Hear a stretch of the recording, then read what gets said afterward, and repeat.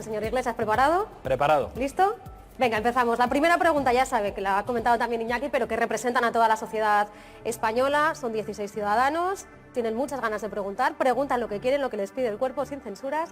Y la primera le llamo ya, es Sara Moreno, estudiante de Periodismo y de Comunicación Audiovisual, viene de Guadalajara, tiene 25 años y es una de tantas y tantas sisis, que son estudiantes que estudian y trabajan. Buenas noches. Ciudadanos ha cambiado su discurso desde sus orígenes, ¿no? Entonces yo quería preguntarte qué les dirías a las personas que quizás no te voten por miedo a una radicalización, y qué les dirías a aquellos que no te van a votar porque creen que ya no sois los del principio. Muchísimas gracias por la pregunta. Yo creo que en este país hay algunas cosas que han cambiado ya. E independientemente de las etiquetas de las que venimos cada uno, hay una serie de cosas que son un consenso y que nosotros hemos tratado de plantear en 5 garantías constitucionales. Pensamos que todos los ciudadanos, algunos identificados con la izquierda, otros con la derecha o con otras etiquetas, piensan que en este país la justicia tiene que ser independiente, que la Constitución nos tiene que proteger de la corrupción, acabando con las puertas giratorias, que es necesario blindar los derechos sociales. Pues lo que le vamos a decir a todo el mundo es: tratemos de hacer que lo que ya ha cambiado en España cambie también en forma de propuestas políticas. Y yo diría a todo el mundo, léanse los programas electorales, no solo el de Podemos, sino el de todas las fuerzas políticas, porque seguramente entonces podrán distinguir quien dice una cosa y quien, además de decirla, está dispuesta a llevarla a cabo. Vale, muchas gracias. Gracias a ti. Gracias, Sara. Seguimos, no me voy a ir muy lejos, porque está aquí al lado el siguiente ciudadano, es Ferran Bayo, tiene 56 años, viene de Barcelona y es uno de los 2,9 millones de autónomos que hay en España. Buenas noches. Buenas noches. Buenas noches. Es evidente para muchos ciudadanos y cada vez más que hace falta un cambio en la ética y en la forma de actuar de los políticos de hoy en día. Lo vemos cada día. Sin embargo, ¿cree usted que los lobbies que tenemos en nuestro país, con intereses económicos muy grandes, con esas lonjas que se conocen, van a permitirle a usted aplicar medidas de su partido que son o pueden parecer populistas? Pues 2 cosas rápidas, Ferran. Una, algunas cosas que nosotros decíamos hace año y medio y que nos acusaban de populistas, ahora algunos las han copiado. Cuando nosotros decíamos hay que cumplir la Constitución y hacer un sistema fiscal progresivo para que quien tenga más pague más, nos llamaron populistas y después Pedro Sánchez dijo exactamente lo mismo. Cuando nosotros dijimos nuestra patria son las escuelas y los hospitales, nos llamaron populistas y ahora lo dicen también algunos. Y con respecto a esto, voy a ser muy claro. A mí me han preguntado muchas veces, ¿por qué quieres hacer ministro de Defensa a un general como Julio Rodríguez? Pues para acabar con lobistas de la industria armamentística como el señor Morenés o el señor Eduardo Serra, uno con el PSOE y otro con el PP. Seguramente, si un general con experiencia, un gran profesional, uno de los militares más prestigiosos de este país estuviera al frente del Ministerio de Defensa, seguramente nuestro país no vendería el 15% de su armamento a países como Arabia Saudí y podríamos combatir a los lobistas. Con voluntad política y poniendo a gente decente y preparada en las instituciones se puede mantener a raya a esos lobistas. ¿Bancos incluso? Bancos incluso. Yo creo que en nuestro país algunos bancos han sido muy responsables. Les hemos rescatado con dinero público y ahora resulta que, por ejemplo, a los autónomos o a los pequeños empresarios no les facilitan el crédito. Eso tiene que ver con una cosa que se llama puertas giratorias. Si al final los bancos pueden agarrar a exministros y expresidentes y ponerlos en consejos de administración de grandes empresas que controlan, entonces las cosas no cambian. Por eso nosotros decimos, en la Constitución, prohibición de las puertas giratorias. Acaba de ocurrir una cosa que ahí me preocupa. La señora Trinidad Jiménez ha ocupado el sitio de Rodrigo Rato en el Consejo de Administración de Telefónica. ¿Quién manda? El gobierno o Telefónica. Seguramente Telefónica. Con nosotros eso se acabó. Estableceremos la separación entre los que tienen que representar a los ciudadanos y los que tienen todo el derecho del mundo a hacer negocios, pero sin comprar, sin sobornar a políticos que se llevan a consejos de administración. Gracias. Gracias a ti. ¿Satisfecho? Satisfecho. ¿Sí? Venga, pues seguimos. Tercera pregunta, nos vamos hasta Valencia. La va a hacer María Beatriz Navarro, ella es gestora cultural y tiene 40 años. Cuando quieras puedes preguntarle. Hola, buenas noches. Mi pregunta es la siguiente. Imagino que sabrás que Francia ha comenzado a bombardear posiciones de ISIS en Siria. ¿Estás de acuerdo con estas medidas a pesar de que probablemente van a morir civiles? Muchísimas gracias por la pregunta, porque hay que decir precisamente sobre esta cuestión que la estrategia de guerra contra el terror de George Bush, la estrategia de los bombardeos, no solamente producía muchísimas víctimas inocentes, lo que llamaban eufemísticamente daños colaterales. Es que no ha sido eficaz. El propio Tony Blair, que es uno de los de la foto de las Azores, decía, precisamente lo que hicimos en Irak nos ha hecho más inseguros a todos los europeos. Por eso yo no entiendo, pues bueno, cuando veo a Albert Rivera, que dice algunas cosas razonables, pero que en esto, sin embargo, dice lo mismo que Aznar, o a Pedro Sánchez apoyando lo que está haciendo su partido equivalente en Francia. Yo creo que el terrorismo es una amenaza muy seria, que hay que combatir fundamentalmente quitándole el agua al pez. Nosotros hemos dicho, endurecer el Código Penal en España no ayuda, pero reformar la ley de enjuiciamiento criminal, acabando con el secreto bancario para saber de dónde sale el dinero de los terroristas, sí. No puede ser que el ISIS esté vendiendo petróleo en un país de la OTAN aliado nuestro como es Turquía. Hay servicios de información que pueden combatir eso. No puede ser que nosotros hagamos negocios con Arabia Saudí cuando todos los expertos dicen que las primeras donaciones de financiación al ISIS venían de Arabia Saudí. Entonces yo creo que las bombas no solamente producen un dolor injusto e innecesario, sino que son ineficaces y que con más inteligencia, con una diplomacia más propia de la manera en cómo los europeos tenemos que hacer las cosas, no solamente se podrían salvar vidas inocentes, sino que además los europeos y los españoles podríamos estar más seguros, y esto es lo que le he venido contando desde el principio al presidente del gobierno y a todas las formaciones políticas. Reunámonos, pongámonos a trabajar sobre medidas concretas, traigamos a los expertos. No se trata de ponernos medallas o de volver al lenguaje de José María Aznar de las Azores, sino tratar de ser serios y tener una cosa que aquí es fundamental, que es altura de Estado. A todos a veces nos sale una cosa muy natural, que es pensar con el estómago, pero en estas cosas hay que pensar con la cabeza. Sin embargo, por ser justos, también habría que decir que Albert Rivera estaría de acuerdo con una intervención militar en Siria contra el ISIS siempre y cuando tuviera el beneplácito de la ONU. Pero fíjate que hasta alguien tan poco sospechoso de ser de Podemos como Javier Solana, que fue secretario general de la OTAN, ha llegado a decir: una intervención terrestre es una locura. Lo ha dicho Javier Solana, que ni es de Podemos y que no es sospechoso de antibelicismo o de pacifismo. Es una cuestión de sentido común. Se ha demostrado que es mucho más eficaz actuar con servicios de inteligencia, cortando las vías de financiación, acabando con el secreto bancario, apoyando además la estabilización política de la zona. Yo lo hablé con Rajoy y estaba de acuerdo. Si Estados Unidos, Rusia y Francia se ponen de acuerdo para tratar de estabilizar Siria, seguramente eso es más eficaz que cosas que se han hecho en el pasado. Por ejemplo, Hillary Clinton reconoció: hemos fracasado en crear una milicia anti-al-Assad. Se refería al Estado Islámico. A lo mejor algunos tendrían que pedir perdón a los ciudadanos por haber apoyado durante mucho tiempo a estos grupos que después se han convertido en una amenaza terrorista para todos. Más inteligencia, sentido de Estado, diplomacia y la grandeza de Europa de proteger sus libertades y sus sistemas, y nunca regalar el estatuto de beligerancia a estos miserables. Pero comparar a Rivera con Blair o Aznar en la foto de las Azores, no estaba la ONU, no había placer, no había un beneplácito de la ONU para actuar. Y Albert Rivera sí que exige ese beneplácito de la ONU para apoyar cualquier intervención en Siria. Estaría bueno, porque es que si no sería completamente ilegal. Pero en el tono en el que le vi, pidiendo tropas, cuando ni Rajoy había planteado el envío de tropas, cuando Javier Solana decía enviar tropas es un error, creo que supuso un calentamiento de la boca. Albert Rivera es un tipo inteligente y creo que va a rectificar, y creo que se ha dado cuenta de que le ha hecho mucho daño parecerse tanto a Aznar en el tono. Y no hay ningún problema. Cuando una persona se equivoca, se disculpa, vuelve al redil del sentido común y nos ponemos a trabajar todos juntos. Tomamos con las preguntas. Adelante, Venga, Andrea. la calle sigue preguntando y lo va a hacer ahora alguien que se estrena en esta sección, que no sigue mucho la política, pero que me ha contado que tiene muchas ganas de votar en estas elecciones. Ella es Marina Vicario, viene de Castilla y León, es estudiante y tiene 22 años. Hola, buenas noches. En las escuelas ordinarias faltan apoyos para, sobre todo en secundaria. Si usted fuera presidente de gobierno, ¿qué haría?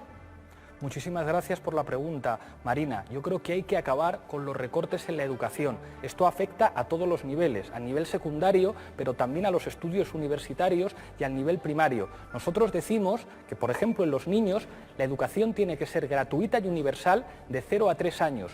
En España, como sabes, solamente la mitad de las guarderías son públicas y solamente pueden atender a una parte de los niños y cuestan de media 205 euros. Y las guarderías privadas cuestan más de 500 euros al mes de media. En un país en el que el salario mínimo interprofesional son 648 euros, en el que el 22% de las familias son monoparentales, hay gente que no puede ir a la escuela. Hay que acabar con los recortes de los últimos gobiernos. Un país serio es un país que invierte en educación. Hacen falta más profesores, más maestros, más clases de apoyo, clases de educación especial. Un país que aspira a ser, como el nuestro, una de las 10 economías más importantes del mundo, no puede dejar de lado a los estudiantes y la educación. Muchas gracias, Marina. Muchas gracias. Gracias a ti. Gracias, Marina. Vamos ahora con Jon García, él es trabajador social, viene de Bilbao, tiene 36 años y Albert Rivera le preguntó si abriría todas las fosas que hay en las cunetas. Opa, Gabón, Iglesias jauna. Hemos podido leer en prensa que casi el 65% de los cabeza de lista en elecciones generales de Podemos son hombres. Usted en la entrada estaba hablando de empresarios, de autónomos, del exjefe del GEMAT, hombre, del portavoz de Jueces para la Democracia, hombre también. ¿Esta es la igualdad que propone Podemos? Gabón, Jon, es que ricasco.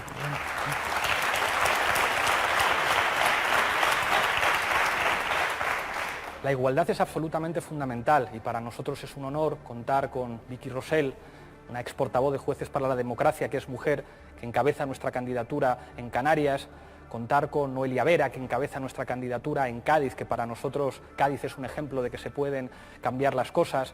Para nosotros es un honor, además, haber aplicado la paridad de manera estricta en nuestras elecciones primarias. Es más, incluso nosotros aplicamos un mecanismo de discriminación positiva a favor de las mujeres al que tuvimos que renunciar porque empezaba a perjudicar a las mujeres, porque en las primarias de Podemos las mujeres eran más votadas que los hombres. Hay muchas cosas en las que se puede mejorar y nunca hay que despistarse con esto. Yo me comprometo a que mi gobierno como presidente será paritario y que las medidas que tienen que ver con la igualdad son absolutamente fundamentales, que no puede seguir habiendo recortes, que en este país, como comentaba antes, hay una brecha salarial que es vergonzosa, que las mujeres cobran un 19% menos de sueldo que los hombres, que si las mujeres quieren ser madres, se las paga menos y no reciben ningún tipo de ayuda, que la ley de violencia de género es incompleta, que no puede estar limitada solamente a la violencia dentro de la pareja, sino a todos los casos de violencia machista, que hay que asegurar la independencia económica de las mujeres.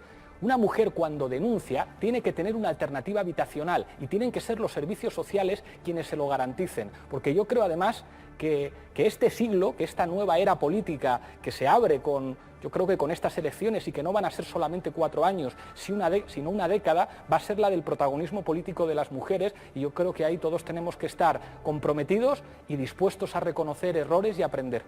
Es que ricasco. Es que ricasco, Jon. Gracias, Jon. Sexta pregunta, la va a hacer uno de los 4,8 millones de parados que hay en España. Ella es María Morcillo, viene de Ávila, tiene 55 años y ahora hace cursos de formación y también charlas. Hola, buenas noches.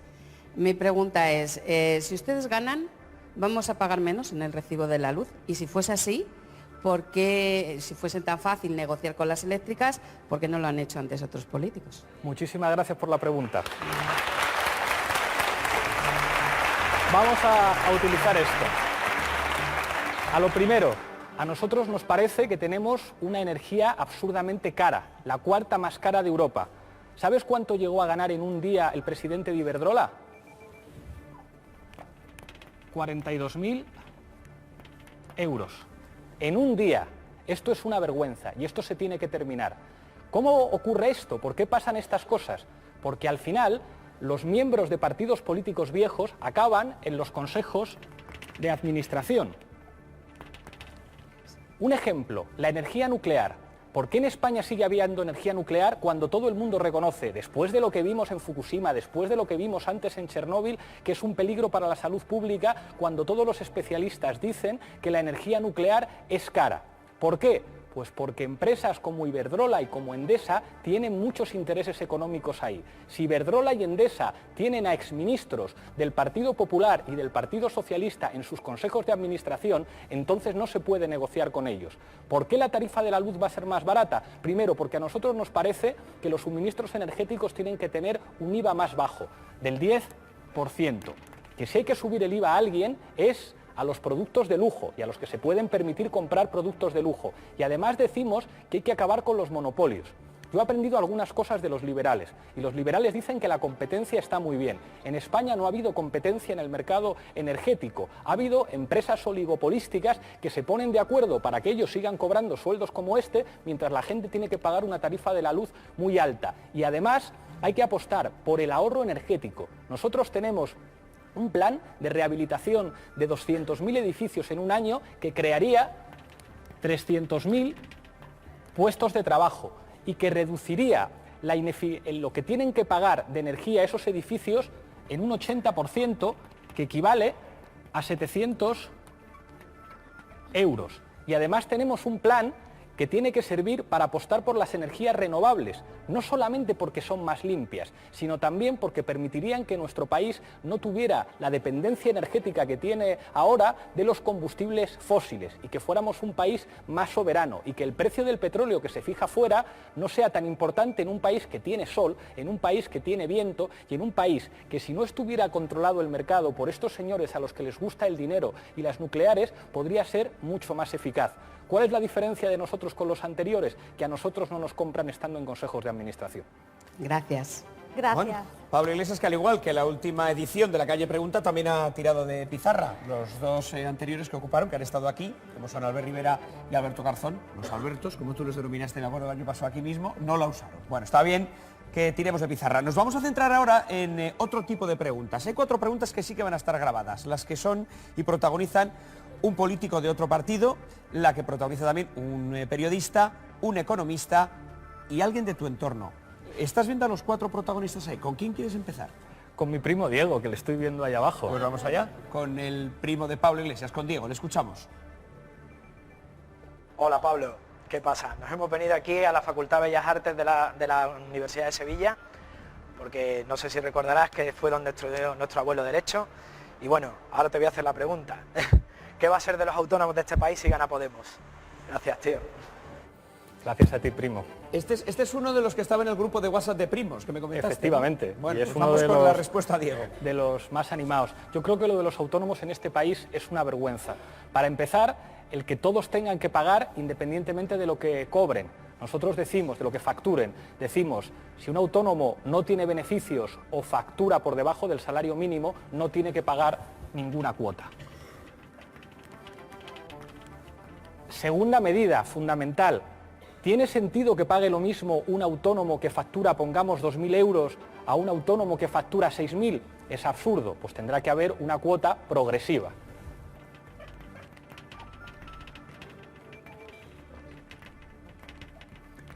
En tercer lugar, los autónomos tienen una desprotección enorme porque están en un régimen particular, régimen general de la Seguridad Social también para los autónomos.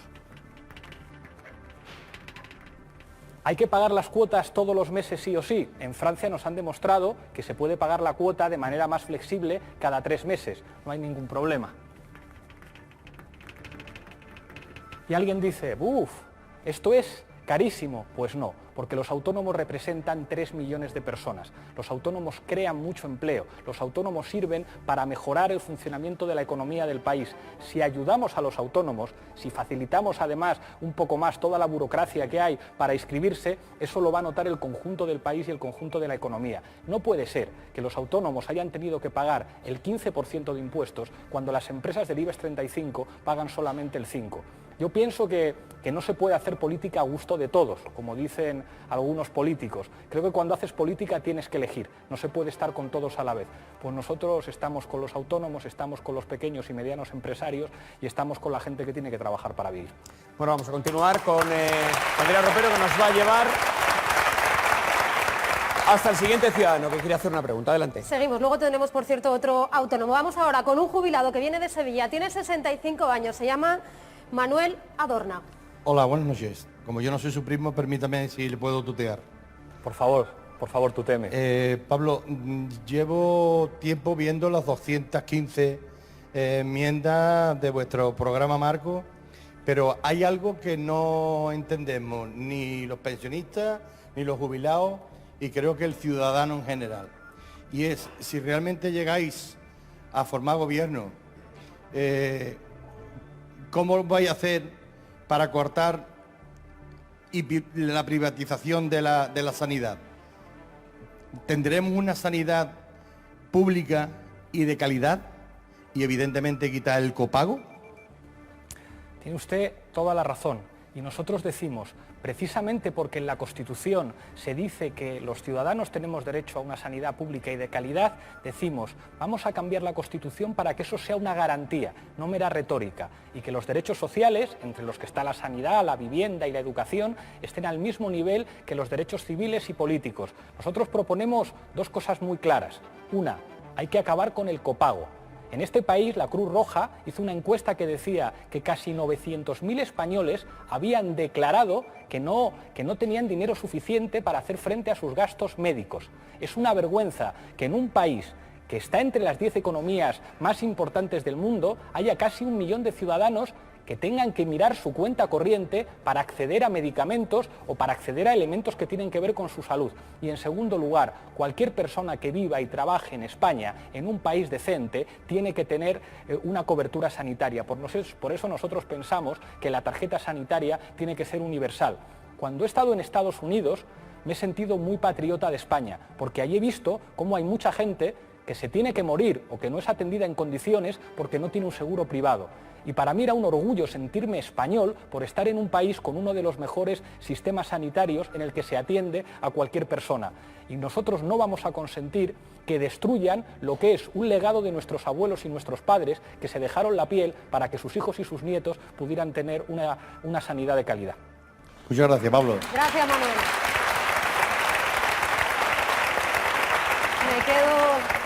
Me quedo aquí hablando con una estudiante de Derecho y Criminología que es la primera vez que va a votar en unas elecciones generales. Ella se llama Andrea García, viene de Valencia y tiene 19 años. Buenas noches, Pablo. Hola, Andrea. Todos sabemos lo que se dice de que Ciudadanos es la marca blanca del PP. ¿Tenéis miedo de convertiros en la marca blanca del PSOE si en unos años nos encontramos ante un nuevo bipartidismo? ¿No sería como cambiarlo todo para que todo se quede igual? Sería muy lampedusiano, ¿verdad? Yo creo que en eso no valen las promesas, o sea, no valen que yo te diga, pues fíjate, yo no voy a ser así. Ahí lo que hacen falta son las garantías. Yo te digo, no creas nunca las promesas de ningún político, porque puede que lo esté diciendo de corazón, pero que después las circunstancias le hagan cambiar. Lo fundamental son las garantías. Cuando nosotros decimos que en la Constitución hay que prohibir las puertas giratorias, estamos estableciendo límites a nosotros mismos. Cuando nosotros decimos ningún cargo público de Podemos puede cobrar más de 3 salarios mínimos interprofesionales, estamos poniéndonos límites. Cuando nosotros planteamos la revocabilidad, que un cargo público de elección pueda ser revocado por los ciudadanos, estamos tratando de establecer garantías, porque nadie está a salvo de convertirse en otra cosa. Lo fundamental es que la gente tenga el control para que cada vez que alguien miente y no cumple lo que ha dicho, le puedan bajar de ahí. No creas en las promesas, no creas solamente en lo que dicen, cree en las garantías. Muchas gracias. Gracias a ti. Gracias, Andrea. Hablábamos antes de los autónomos. Tenemos aquí a uno de esos casi 3 millones de autónomos. Él tiene una empresa de pintura con 8 empleados. Se llama Iván Corral, viene de Madrid y tiene 36 años. Buenas noches, Pablo. Hola, Iván. Me gustaría saber qué opina de un hombre de 65 años que se sube a un andamio o una escalera.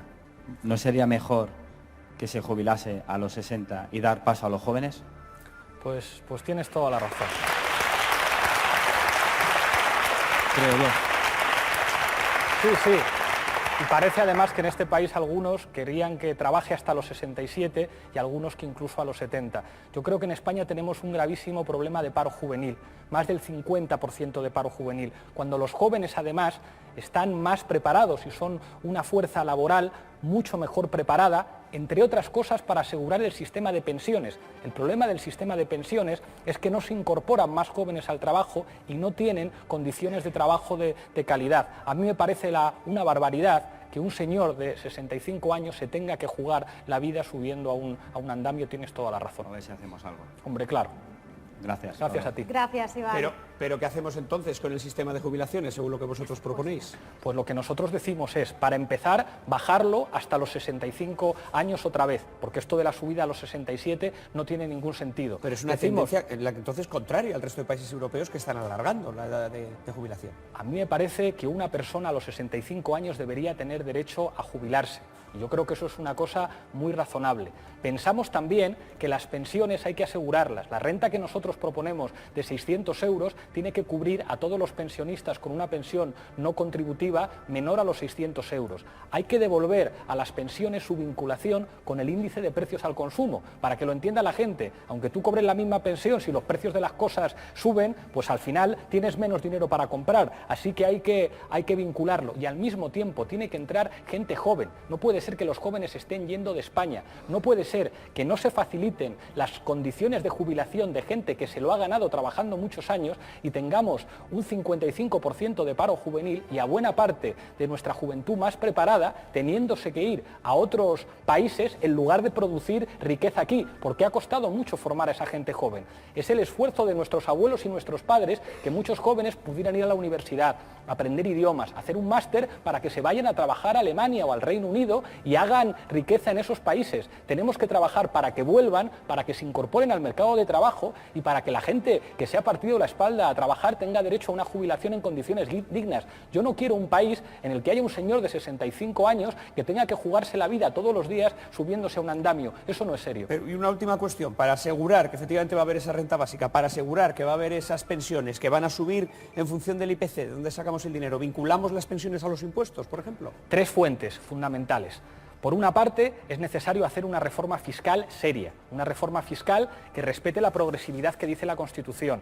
Simplemente aproximando los tipos nominales a los tipos reales ya habríamos hecho mucho. Es necesario además hacer un plan de inversión pública que genere riqueza. Por cada 100 euros que se invierten en ayudar a que la economía funcione, dice el Fondo Monetario Internacional, no lo decimos nosotros, se generan 25 euros más. Con la cuestión del déficit, nosotros decimos hay que reducir el déficit, pero más despacito. El Gobierno dice que hay que reducirlo al 2,8% del PIB. Nosotros decimos al 3,9%. Vamos más despacio, porque si lo reducimos tan deprisa, al final resulta, bueno, pues que del 22% de familias monoparentales que hay en este país, que el 80% son mujeres, pues muchas están en una situación de pobreza. La mitad de los hijos de familias monoparentales están en situación de pobreza. Hay gente que teniendo un trabajo no llega a fin de mes. Entonces hay que decir, tenemos que reducir el déficit un poco más despacio. Hacer, en última instancia, lo mismo que hizo Obama en Estados Unidos, que haciendo una política más inteligente, más expansiva, ha salido mejor de la crisis que los países que han apostado solamente por los recortes y por la depreciación de los salarios. Una cuestión rápida, perdóname si me equivoco, pero quien exactamente marca la velocidad con la que hay que bajar el déficit no es el Gobierno, es Europa. ¿Sabes cuántas veces se ha incumplido el pacto de inestabilidad, Iñaki, en los últimos 10 años?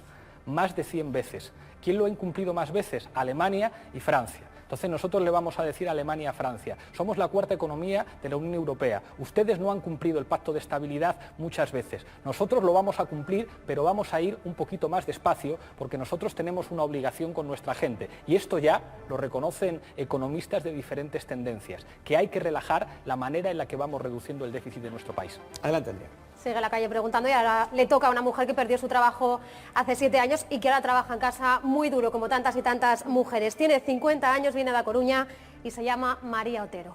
Buenas noches. Buenas noites. Buenas noites. Después de todo este recorrido, en el caso de que no hubiera un buen resultado electoral, ¿no le da la impresión de haber roto y debilitado a la izquierda para nada? Yo creo que nosotros hemos conseguido que cosas que antes parecían imposibles, ahora parezcan posibles. ¿Quién se iba a imaginar hace unos meses que una exmagistrada de prestigio como Manuela Carmena fuera la alcaldesa de Madrid o que una activista antidesahucios que nos conmovió a todos cuando habló desde el Parlamento llamando por su nombre al representante de los bancos fuera a ser la alcaldesa de Barcelona? Creo humildemente que Podemos en este último año y medio ha demostrado que los cambios son posibles y que además hemos influido en todos los actores políticos y nosotros salimos ahora para ganar. Pero si tú me dices sobre el resultado, esto es como si le preguntas a un entrenador de fútbol antes de jugar una final, ¿qué harías si después el resultado no te gusta? Ahora mismo solamente pensamos en ganar y yo no sé usted, no sé la gente, yo percibo un ambiente de remontada y que de alguna manera lo que empezamos a hacer en las elecciones municipales, ganando buena parte de las principales capitales del país, lo vamos a conseguir también en las generales. Sabes que en Galicia hay una atomización de la izquierda muy grande, por eso lo preguntaba. Muchas gracias. Muchísimas gracias a ti. En Galicia hay una candidatura, en Marea Podemos, que yo creo que va a ser la gran sorpresa y que va a ser el freno a Feijóo y a Rajoy en Galicia y creo que vamos a ganar allí con esa candidatura amplia en la que hay mucha gente tomando el espíritu de las mareas, el espíritu de Xulio, el espíritu de las alcaldías del cambio en Ferrol, en Coruña, en Compostela, que yo creo que se va a traducir también en las elecciones generales. Muchas gracias. Gracias a ti. Gracias, María. Perdona, que te he dado con el micro. Hablábamos antes de los jóvenes que se han ido fuera de España para buscarse la vida. Tenemos a uno de ellos en Bélgica. Alberto Peña, buenas noches. Él tiene 37 años, es físico y lleva 2 años en Bélgica estudiando un doctorado. ¿Qué quieres preguntarle a Pablo Iglesias? Hola, buenas noches. Me Hola. gustaría preguntar respecto a la relación universidad y empresa privada. Desde que estoy en Bélgica he notado que en este país todo tipo de empresas, desde startups hasta multinacionales, ofertan puestos de trabajo para doctorandos, por ejemplo, mientras que en España la cantidad y el número de ofertas para este tipo de personas es mucho menor. Creo que se debe a que hay una menor relación entre la universidad y la empresa privada y la pregunta que me gustaría hacerte es si tú crees que se debería fomentar y potenciar este tipo de relación entre la universidad y la empresa privada. Muchísimas gracias por la pregunta. Yo creo que es muy importante la relación entre la universidad y la empresa, pero no puede ser que las empresas, en función de exclusivos criterios de interés comercial, sean los que definan los programas de doctorado y los programas de becas. Un país tiene que tener una política educativa que piense en el conjunto del país. Entonces está bien tener relaciones estratégicas con las empresas, pero al mismo tiempo no se puede hacer depender tu beca o el contrato de investigación de cualquier investigador o la posibilidad de hacer una carrera investigadora exclusivamente del interés comercial de una empresa. De nuevo, el ejemplo de Estados Unidos, donde muchas veces hay estudiantes que se tienen que hipotecar y que tienen una enorme deuda, o investigadores que tienen una enorme deuda porque no hay ayudas públicas para la investigación. Tú conoces bien, porque te dedicas a esto, la vergüenza que es la inversión española en I+D+I, que estamos por debajo del 2%. Todo lo contrario, pues de países como Corea del Sur, por ejemplo, que invirtieron mucho y que lograron tener, pues bueno, una sociedad más avanzada, una industria mejor, un modelo productivo mejor. Pero ahí te digo, sí, buenas relaciones con las empresas, pero al mismo tiempo la autonomía de las propias universidades y del sector público que defiende a todo el mundo para definir los planes de investigación. No puede ser que tu beca, que tu contrato dependa de Starbucks. Muchas gracias. Muy bien, muchas gracias. Gracias a ti. Muchas gracias, Alberto. Buenas noches. Seguimos, sigue la calle preguntando y ahora le toca a ella. Sonín Crespo viene de Barcelona, tiene 45 años, es una autónoma reinventada desde hace 2 años. Hola, buenas noches. Buenas noches. A ver, vosotros prometéis un montón de medidas sociales que hay que pagar.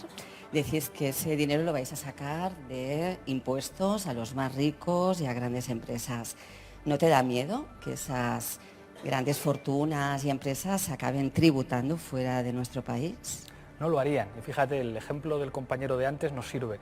Yo no sé si sabes lo que ocurrió con Starbucks en el Reino Unido, que saltó la noticia de que no tributaban en el Reino Unido, aunque tenían allí muchas cafeterías, que tributaban en Holanda o en otro sitio donde se pagaba menos.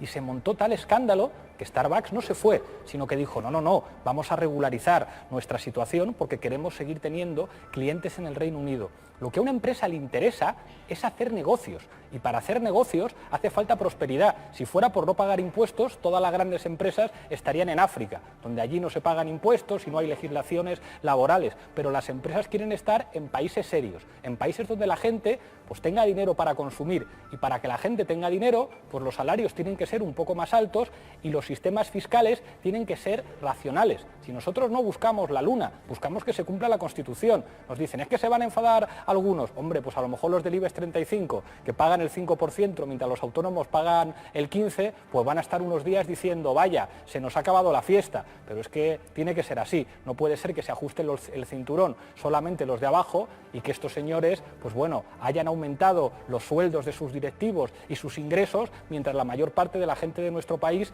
estaba arrimando el hombro. Simplemente vamos a racionalizar las cosas y para que las empresas estén en un país lo que hace falta es que ese país sea próspero. Hay un elemento muy curioso. Los países menos desiguales son los países más eficaces económicamente y, por desgracia, las políticas de los últimos 8 años han hecho que España sea más desigual. A mayor desigualdad, más ineficiencia económica. Muy bien. ¿Satisfecha? Veremos satisfecha. ¿Sí? Venga. Sí. Gracias, Sonín. Seguimos, le toca ahora a Jesús Rodríguez. Él es un juez sustituto que, como tantos otros, se quedó pues prácticamente sin trabajo hace 3 años con la reforma de Gallardón. Tiene 39 años y viene de Madrid. Buenas noches, señor Iglesias. Le voy a preguntar, voy a ser poco original, le voy a preguntar lo mismo que le pregunté al señor Rivera hace 2 semanas. A ver si tengo más suerte con usted. Le pregunté que si los partidos políticos responderían directamente del dinero malversado o sustraído por sus cargos públicos. Estoy hablando de una responsabilidad solidaria. Efectivamente, directa e inmediata, no la responsabilidad subsidiaria con la que salió el señor Rivera en un claro ejemplo de escaquearse. Vamos. Pues yo estoy completamente de acuerdo con usted en eso. Es más, nosotros pensamos que hay que limitar la financiación de los partidos políticos que se financian con los bancos. Nosotros decimos que a partir de 5.000 euros de donación se tiene que saber el nombre del que ha donado dinero al partido, que las fundaciones de los partidos tienen que tener la misma legislación restrictiva que tienen los partidos, que no se puede hacer trampas donando bienes inmuebles, como hacen algunos, para tratar de esquivar la legislación que regula eso. Y en su propuesta creo que es más que razonable. Si un cargo público malversa, pues el partido tendrá que responder no subsidiariamente, solidariamente. Toda la razón. Muchísimas gracias. A usted. Gracias, Jesús. Bueno, vamos a continuar ahora con alguna de las 3 preguntas grabadas que nos quedaban. Tenemos a Carmen Chacón, tenemos del Partido Socialista una pregunta, tenemos también la pregunta de una compañera de informativos de La Sexta, así como de José Carlos Díez, del Economista. ¿Con quién nos vamos? ¿Con quién te apetece, Pablo? Con José Carlos. Venga, vamos a ver qué nos dice el Economista. Ante una situación de extrema necesidad, donde hay una fuga de capitales, fuga de depósitos, ¿tú actuarías como Zapatero en contra de tu programa para evitar el rescate o te dejarías llevar, como le ha pasado a Tsipras y le pasó a Rajoy, forzando el rescate, el corralito y ajustes y recortes mucho más duros de los que se podrían haber evitado? Es una pregunta excelente. Yo creo que Zapatero hizo una cosa que se puede entender. Zapatero dijo, voy a hacer lo que me han mandado hacer a pesar de que sé que voy a perder las elecciones. Yo entiendo a José Luis, pero creo que se equivocó. Creo que si a José Luis no le dejaban aplicar su programa, lo que tendría que haber hecho es convocar un referéndum o disolver el Parlamento y convocar elecciones, porque cuando hay que tomar decisiones importantes o cuando no te dejan aplicar tu programa, tienes que preguntar a la gente qué es lo que quiere. Y a lo mejor si Zapatero hubiera convocado elecciones, no hubiéramos tenido que padecer 4 años de gobierno del Partido Popular. Vamos a continuar con Andrea. Adelante. Seguimos, a ver con qué sorprende a Pablo Iglesias. Joyce Musariri es agente de seguros, tiene 50 años, nació en Zimbabue y lleva 21 años en España. Buenas noches, señor Iglesias. Voy a cambiar el rumbo. Me ha gustado esto. Mire, quería preguntar esta pregunta. ¿Usted debe su carrera política a su abuelo don Manuel Iglesias Ramírez de Villafranca de los Barrios Badajoz? Pues en buena medida sí, aunque no nos pudimos conocer demasiado porque él murió en el año 86 y yo entonces era un niño. Pero él fue para mí siempre, por lo que le conocí, lo poquito que le conocí, lo que se hablaba en mi casa, un ejemplo de compromiso, de alguien que se lo jugó todo por tener un país mejor. Y creo que, como mi abuelo, hay muchas abuelas y muchos abuelos más que se dejaron muchos la vida y se dejaron pues lo mejor de su esfuerzo y lo mejor de sus vidas para dejar a sus hijos y a sus nietos un país mejor.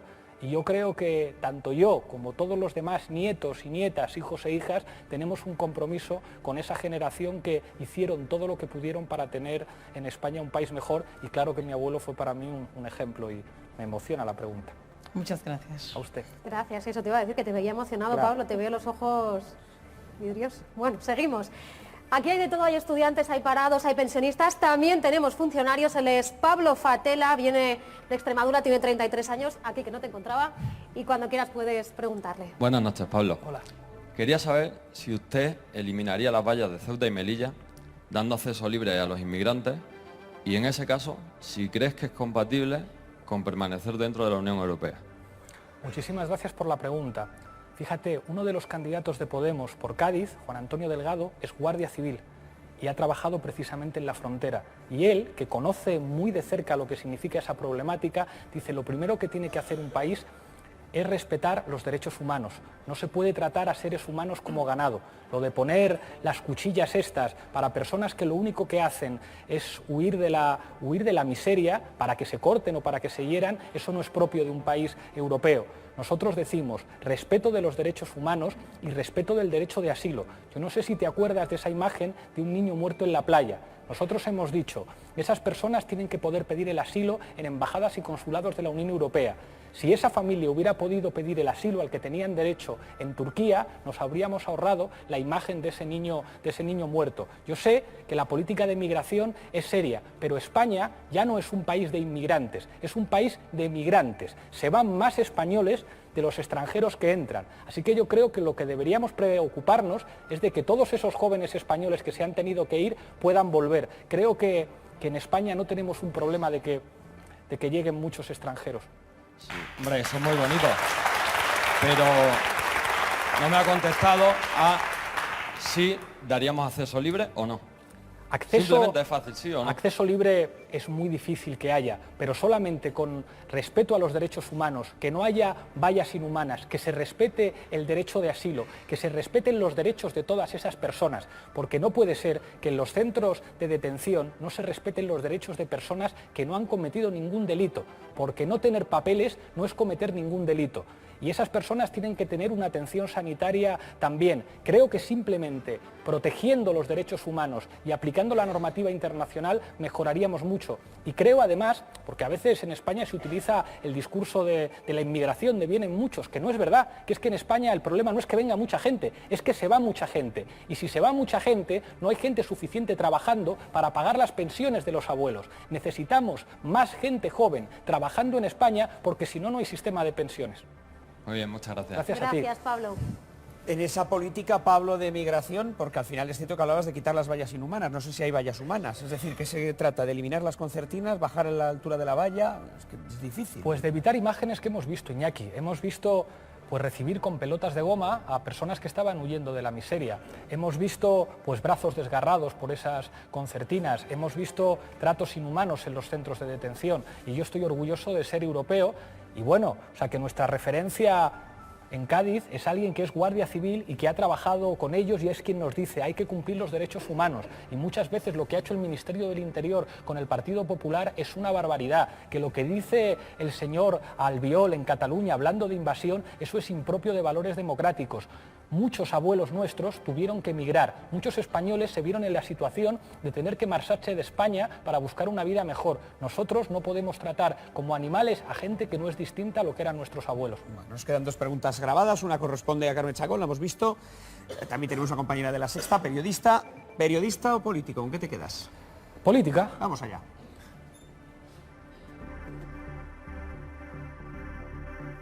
Pablo, buenas noches. Quiero preguntarte por algo que me parece simplemente incomprensible. ¿Cómo es posible que hayáis prestado 5 diputados para hacer que la señora Forcadell sea la presidenta del Parlamento en Cataluña y anunciara, como había advertido directamente, la separación de Cataluña de las leyes, de los reglamentos, del Estatuto de Autonomía, de la Constitución y, por lo tanto, del Estado de Derecho? Y no solo eso, es que encima cada vez que un diputado representando al pueblo de Cataluña pide informes para poder posicionarse sobre todos estos temas, vosotros le ayudáis a que nos niegue los informes, a que niegue los informes a vuestros compañeros diputados. Francamente no comprendo, creo que solo habéis ayudado a lo peor, a la fractura en dos de la sociedad catalana. Muchísimas gracias por la pregunta, Karma.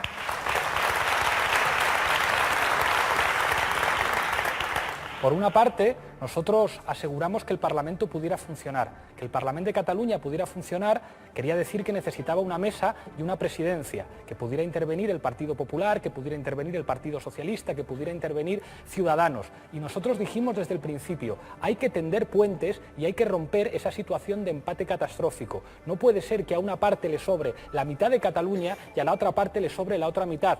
Y le contestaría a Carme Chacón, Ahora es el Partido Socialista quien acaba de tender la mano a Convergencia Democrática de Cataluña. A lo mejor este vídeo se grabó antes de que eso ocurriera. Qué pena que los vídeos se graben antes de que ocurran determinadas cosas. Ahora es el señor Iceta el que está haciendo una propuesta para ponerse de acuerdo con Artur Mas. Pues nosotros decimos, no le vamos a votar la investidura a Artur Mas ni a ningún candidato de Convergencia Democrática de Cataluña. Eso sí, estamos dispuestos a escuchar a todos, estamos dispuestos a tender puentes. Y creo, Carme, que somos la única fuerza política que puede asegurar la unidad de nuestro país, precisamente porque entendemos que la fuerza de la unidad de nuestro país está en la plurinacionalidad y en la diversidad.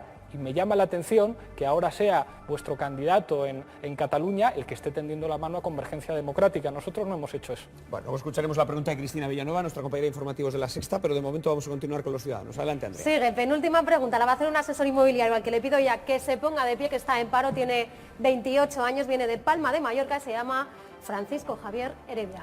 Buenas noches. Hola, ¿qué tal? Hace ahora justo un año veíamos cómo las Fuerzas Armadas, como la Armada intervenía frente a una ONG que se manifestaba por las prospecciones petrolíferas en Canarias. ¿Cree que en esa situación, Pablo, las Fuerzas Armadas estuvieron al servicio de empresas privadas? Y amplío. En caso de que Podemos llegase al poder, ¿cuál sería el papel de las Fuerzas Armadas? Te refieres a lo de Greenpeace, ¿verdad? Correcto. Pues me parece una barbaridad. Yo creo que Greenpeace es una organización a la que tenemos que darle las gracias, porque ha puesto el foco sobre el problema de las extracciones de petróleo con unos efectos ambientales terribles. Gracias a organizaciones como Greenpeace tenemos el protocolo de Kioto, gracias a organizaciones como Greenpeace se ha limitado la producción de minas antipersonales, y yo creo que nuestro ejército no está para poner en riesgo la vida de activistas que están luchando por lo que es de todos. Cuando Julio esté al frente del Ministerio de Defensa, eso no volverá a ocurrir. La vida de los activistas de Greenpeace vale mucho más que cualquier prospección petrolera, y el ejército no está para hacer eso. Te agradezco la pregunta. Le preguntaba también nuestro preguntante cuál es el papel de las Fuerzas Armadas, cuál va a ser el papel de las Fuerzas Armadas si Podemos llegar a la Moncloa. Pues nosotros decimos, lo primero, una reforma de la carrera militar. Nosotros hemos tenido muchas reuniones con los profesionales de las Fuerzas Armadas. Para empezar, necesitan ser reconocidos como ciudadanos. Tienen muchos límites al ejercicio de sus derechos ciudadanos. Después, en la carrera no puede ser que se ascienda solamente por edad, solamente por tiempo. Se tiene que ascender por mérito. Se tiene que ascender, bueno, pues por la preparación. Hay muchos militares jóvenes que han aprendido idiomas, que se han formado mucho y tienen que estar accesibles los ascensos. Hay una situación de precariedad que afecta fundamentalmente a la tropa, de precariedad laboral. No puede ser. Las Fuerzas Armadas son trabajadores y tienen que ser protegidos por su país. En lo que respecta al modelo militar, nosotros hemos elaborado en el programa con Julio la necesidad de apostar por un sistema integral de defensa a nivel europeo, trabajar con nuestros socios europeos para que poco a poco en el futuro nuestra seguridad, la de los europeos, dependa de Europa y no dependa de los Estados Unidos. Francia se queja mucho de que se encuentra sola en la lucha contra el terrorismo y ha llamado a la unidad de todos los países europeos en el combate contra el ISIS. En caso de que estuviera Pablo Iglesias en la Moncloa, ¿qué ocurriría con una llamada así de Francia? Todo el apoyo a Francia, y en este caso le diríamos, y yo le diría a François Hollande, no te asustes de Marine Le Pen. No te sientas pequeño, no te sientas enano ante Marine Le Pen. Recuerda lo que significa ser socialista. Recuerda la altura que tenía De Gaulle. Al ISIS no se le combate dándonos golpes en el pecho y mandando aviones y misiles. Se combate con servicios de inteligencia. Se combate también con trabajo social en esos barrios de donde han surgido muchos terroristas. Se combate con una diplomacia más audaz. Se combate reformando las leyes penales no para endurecerlas, sino para investigar el secreto bancario y la financiación de esos países. Se supone, por poner un ejemplo, que en Francia el terrible Gaddafi financió la campaña de Sarkozy. Así es como se hace política, evitando que dictadores financien la campaña de políticos franceses que ahora hablan de mandar bombas. El mismo Gaddafi que regaló un caballo a José María Aznar. Seguramente, si siguiéramos el rastro del dinero, seríamos mucho más eficaces en la lucha contra el terror. Y todo nuestro apoyo a Francia. Yo creo que en estos días todos hemos entonado los versos de la Marsellesa con orgullo, y todos pensamos que la igualdad, la libertad y la fraternidad tienen que estar por encima de los que intentan poner de rodillas a nuestros ordenamientos jurídicos garantistas y los que pretenden tener un estatuto de beligerancia que no les vamos a dar. No sé si nuestro ciudadano quería decir algo más. ¿Correcto considera, pues, que el gobierno puso la Armada a disposición de una empresa privada? Me parece terrible, además, que efectivamente los militares estén defendiendo los intereses de una empresa privada. Los militares españoles están para defender a los españoles y cuando nosotros gobernemos y Julio Rodríguez esté al frente del Ministerio de Defensa, ya no habrá más lobistas como el señor Pedro Morenés o el señor Eduardo Serra, y creo que muchas cosas cambiarán para bien y estoy completamente de acuerdo contigo. No se puede consentir que se ponga en riesgo la vida de 3 activistas que están trabajando para defenderlo de todos y para proteger nuestra seguridad ambiental. Gracias. Un placer, Pablo. Gracias a ti. Gracias. Bueno, nos queda pendiente todavía una de las cuestiones, una de las preguntas grabadas. En este caso es de nuestra compañera Cristina Villanueva, de los informativos de La Sexta, que tiene la siguiente pregunta. España es uno de los países europeos con mayor presencia de escuela concertada. Hay serios indicios de que están llevando a cabo una selección encubierta del alumnado, por ejemplo, a través de los puntos que otorgan libremente. Funcionan, por tanto, como escuelas privadas, agravan las diferencias entre la escuela pública y privada en cuanto al origen social del alumnado. Señor Iglesias, ¿cómo piensa terminar con esas diferencias? ¿Es posible eliminar el concierto y convertir esas escuelas en 100% públicas? Muchísimas gracias por la pregunta. Lo primero, nosotros vamos a eliminar la financiación a colegios que separan a niños y niñas. En una sociedad democrática hay cosas que ya nuestros abuelos y nuestros padres trabajaron por superar y eso tiene que ser así. La escuela concertada en los años 80 sirvió para cubrir la escasez de plazas que había en la educación pública, pero esa misión histórica que ocuparon yo creo que hay que superarla poco a poco y nosotros tenemos un compromiso por la pública y en ese compromiso por la pública no vamos a consentir que haya escuelas de primera, de segunda y de tercera. El sistema educativo tiene que ser un sistema integrador. Decía Nelson Mandela que lo que diferencia una democracia de una dictadura es que el hijo de un minero puede terminar siendo ingeniero y eso es gracias a los sistemas educativos y los sistemas educativos tienen que ser integradores. La concertada ha aportado muchas cosas buenas, pero nuestro compromiso fundamental es con la pública. O sea que solo habría un modelo con 2 escuelas, la pública y la privada, se acabaría la concertada. Yo creo que durante un tiempo todavía se podrían mantener algunos conciertos, pero a la larga habría que hacer que existiera una gran red de escuelas públicas, precisamente para evitar lo que decía vuestra compañera, que se establezca una segregación y que haya colegios para pobres y colegios para menos pobres. La educación tiene que ser un sistema integrador. O sea, yo estoy orgulloso de que en este país gente que ha nacido en casas donde no había libros, donde sus padres y madres a duras penas sabían leer y escribir y hayan podido ir a la universidad. Eso es porque hemos tenido una escuela pública de calidad y nosotros no vamos a consentir que tengas mejor educación o peor en función del barrio en el que vivas o en función de la cuenta corriente que tengan tus padres. Esta es la pregunta de Cristina Villanueva. Vamos a continuar con las preguntas de los ciudadanos. Andrea, adelante. La última pregunta, además ya veo que se pone de pie. La cierra hoy Mariano Calvo, él es empresario, tiene una agencia de viajes, tiene 56 años y viene de Málaga. Sí, buenas noches, señor Iglesias. Verá, yo soy católico. Nosotros pensamos que países, sobre todo del Oriente Medio, deberían ser estados laicos. Y estos sucesos que han ocurrido probablemente habrían sido mucho más difícil que hubieran ocurrido. Igualmente, España debe ser un Estado laico, al menos progresivamente. Con lo que no estoy de acuerdo es con las formas. Somos muchos los cristianos, los creyentes que nos sentimos perseguidos. ¿Piensa tomar alguna medida para evitar esta discriminación a la que en la actualidad estamos siendo sometidos? Pues estoy de acuerdo con usted, don Mariano, en que hay que defender la laicidad en cualquier país. En países donde son culturalmente católicos y países donde culturalmente se relacionan con otra confesión. Y yo creo que en cualquier país democrático hay que proteger la libertad de conciencia. Yo defiendo que hay que separar la Iglesia del Estado y yo no estoy de acuerdo con el concordato del 53 y así como defiendo que en la escuela se enseñe historia de la religión y especialmente historia de la religión católica, porque todos somos culturalmente católicos, yo no soy creyente y sin embargo celebro la Navidad y me identifico con las expresiones culturales católicas porque forman parte de mis valores y creo que eso se tiene que estudiar en la escuela, no catequesis, sino historia de las religiones. No estoy de acuerdo, por ejemplo, con los privilegios de la Iglesia, pues cuando no paga el IBI o cuando tiene una serie de privilegios heredados que yo creo que no son normales en una democracia, pero proteger la libertad de conciencia es algo absolutamente prioritario para cualquier gobierno. pero ¿qué medidas va a tomar? ¿Qué medidas va a tomar para que no pasen cosas como lo que recientemente ha pasado en Madrid, con el asunto de los belenes, lo que ha ocurrido en Valencia con el cementerio, con tantas cosas que están ocurriendo que nos sentimos ciertamente discriminados? Medidas. Perdóname, me gustaría que nos aclare exactamente, que habrá mucha gente que no sepa qué ha ocurrido en Madrid con los belenes. Parece que la señora Carmena iba a prohibir colocar belenes públicos. En el ayuntamiento, creo. En el ayuntamiento y fuera también. Yo parece. pongo Belén en mi casa y también pongo árbol de Navidad. En la medida en que se trate de una expresión de culto religioso, yo creo que eso se tiene que separar de las expresiones públicas.